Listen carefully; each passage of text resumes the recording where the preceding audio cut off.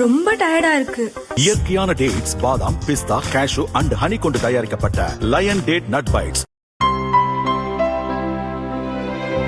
இனிமே கண்ணை மூடிட்டு கடலை எண்ணெய் வாங்கலாம். ஏன்னா மந்த்ரா கடலை எண்ணெய் இதயத்தின் தயாரிப்பு. வறுக்க, பொரிக்க, ஏன் எல்லா சமையலுக்கும் மந்த்ரா தான். மந்த்ரா கடலை எண்ணெய், அபார ருசி, ஆரோக்கியமான உடல் நலம். தமிழக சட்டசபை தேர்தலுக்கான திமுக கூட்டணி இறுதி செய்யப்பட்டு கட்சிகளுக்கான தொகுதிகளின் எண்ணிக்கை அறிவிக்கப்பட்டுவிட்டது.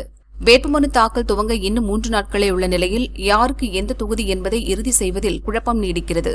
காங்கிரசுக்கு 28 தொகுதிகளை வழங்கிய திமுக கடந்த முறை தலா 6 இடங்களை ஒதுக்கிய 2 கம்யூனிஸ்டுகளுக்கும் இம்முறை தலா 1 சீட்டு குறைத்து வழங்கியுள்ளது. அதேபோல் கடந்த முறை 6 இடங்களை கேட்டு பெற்ற விடுதலை சிறுத்தைகளுக்கு இம்முறை 8 இடங்கள் ஒதுக்கப்பட்டுள்ளன. கூட்டணிக்கு புதிதாக வந்துள்ள தேமுதிகவுக்கு ஒரு ராஜ்யசபா எம்பியுடன் 10 சீட்டுகள் ஒதுக்கப்பட்டுள்ளன. திராவிட இயக்கத்தின் மூத்த தலைவராக விளங்கும் வைகோவின் மதிமுகவுக்கு கடந்த முறை 6 இடங்கள் ஒதுக்கப்பட்ட நிலையில் இம்முறை வெறும் 4 இடங்கள் மட்டுமே கொடுத்துள்ளார் ஸ்டாலின். அதிலும் 3 இடங்களில் உதயசூரியன் சின்னத்தில்தான் போட்டியிட வேண்டும் எனவும் வலியுறுத்தியுள்ளார். திமுகவின் இந்த நடவடிக்கையால் மதிமுக நிர்வாகிகள் கடும் விரக்தியடைந்துள்ளனர். சரி, கேட்ட எண்ணிக்கைதான் கிடைக்கவில்லை, நமக்கு சாதகமான தொகுதிகள் கிடைக்கும் என எண்ணிய மதிமுகவினருக்கு அதிலும் ஏமாற்றம்தானா? திமுக கூட்டணியில் இடம்பெற்றுள்ள கட்சிகளுக்கு எந்தெந்த தொகுதிகள் ஒதுக்குவது என்பது பற்றி அறிவாலயத்தில் நேற்று ஆலோசனைக் கூட்டம் நடந்தது.